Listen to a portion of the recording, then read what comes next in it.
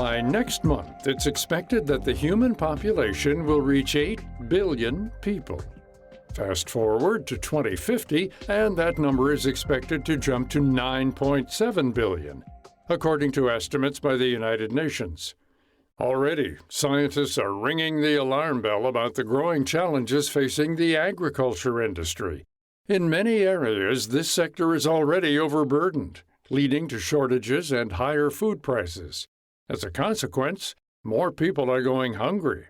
Today, global food insecurity affects about 870 million people. In the U.S., more than 33 million Americans, including 5 million children, can't afford enough safe and nutritious food, according to the U.S. Department of Agriculture. To meet these challenges head-on, food scientists like Lenore Newman are focused on creating new food production processes that are more sustainable and accessible.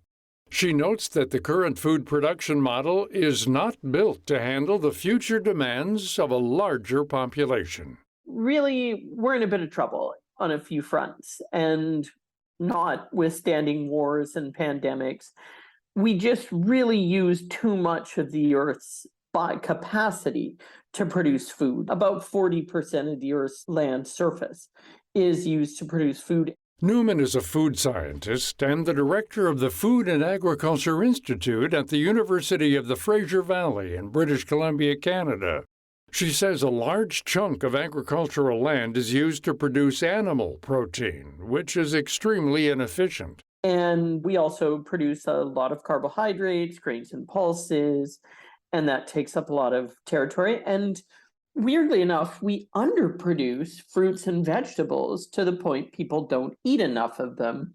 And we know this. We know people would be healthier if they were eating more fruits and vegetables.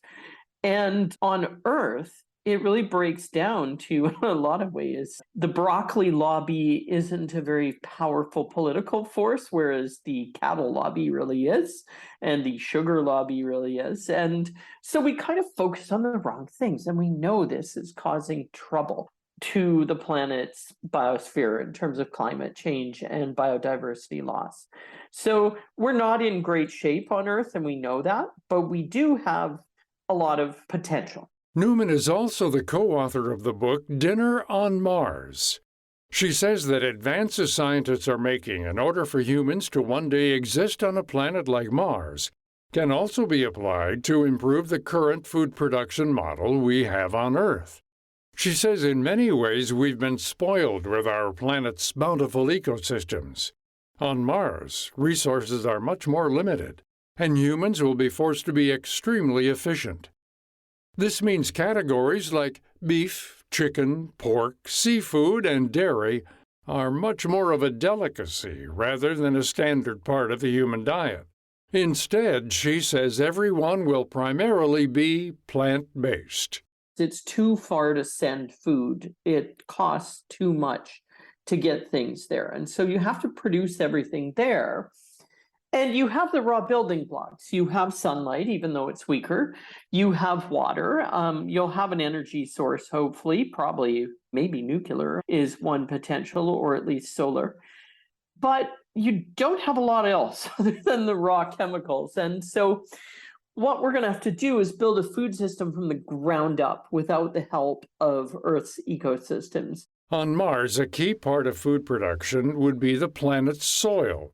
Newman points out this matter is actually a bit toxic in its natural form, but can be chemically treated and processed in order to make it habitable for plants. We would create the building blocks for hydroponic growing. And, we do talk a lot about how there'd just be plants everywhere. Plants would dominate the Martian environment. And to be honest, they're a lot easier to keep alive even than the humans. Like, the only animals probably we're going to be encountering are people, and they're going to be difficult to keep alive. But the plants we can do. And they'll also support an ecosystem of yeast, bacteria, fungus that produce proteins, dairy proteins, animal proteins, but not with live animals. And those technologies are advancing rapidly on Earth. So I think that's really the food system is going to look a lot like plants, fruit, and proteins, and with a little bit of grain and pulse, but it's going to be really hard to do because you need area for that. So probably the thing that's cheapest on Earth, the carbohydrates, is actually going to be one of the trickiest pieces to get on Mars. You might be wondering, where's the water to grow these crops coming from? Newman says there is water on the Martian planet, but it's not as free-flowing as it is on our home planet. It exists as ice in craters in the north, and we also feel there's a certain amount of water in the soil itself. And so we're going to have to mine the water, which is kind of what we do on Earth. If you think about it, it's just way easier here. So any water that we bring into the system, it's going to take energy. So you're going to really want to make sure we don't accidentally throw it away somehow. So there'll be constant water processing, but ideally, those systems will get very efficient very quickly. She also points to certain indoor farming facilities on Earth that could one day be replicated on Mars.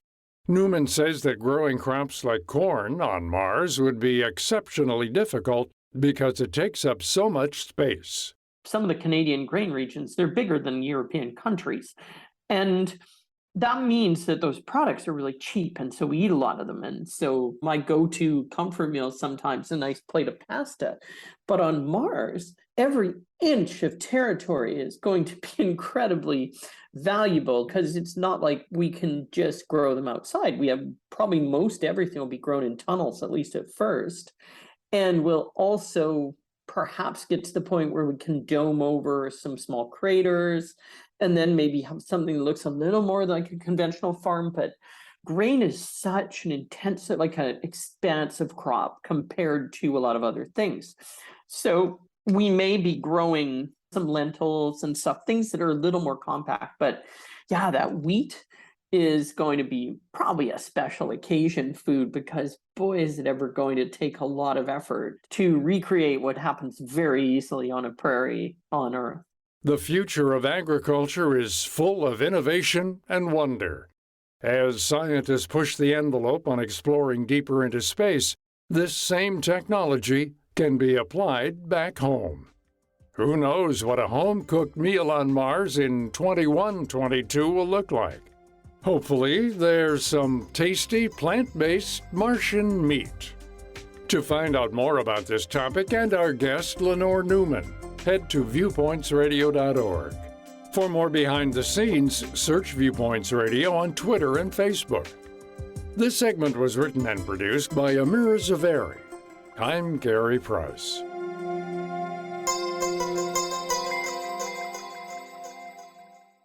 Coming up on Viewpoints.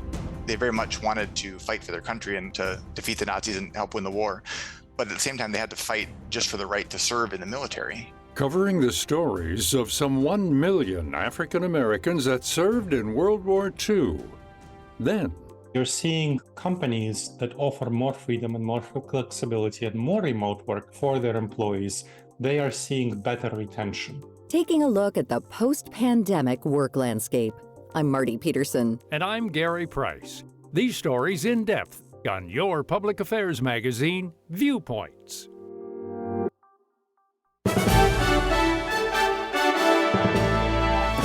And that's Viewpoints for this week. Follow us on Twitter, Facebook, and Instagram to learn more about upcoming shows and find a library of past programs on Apple Podcasts, Google Play, and Spotify. Plus, you'll always find previous segments and more information about our guests at viewpointsradio.org. Join us again next week for another edition of Viewpoints.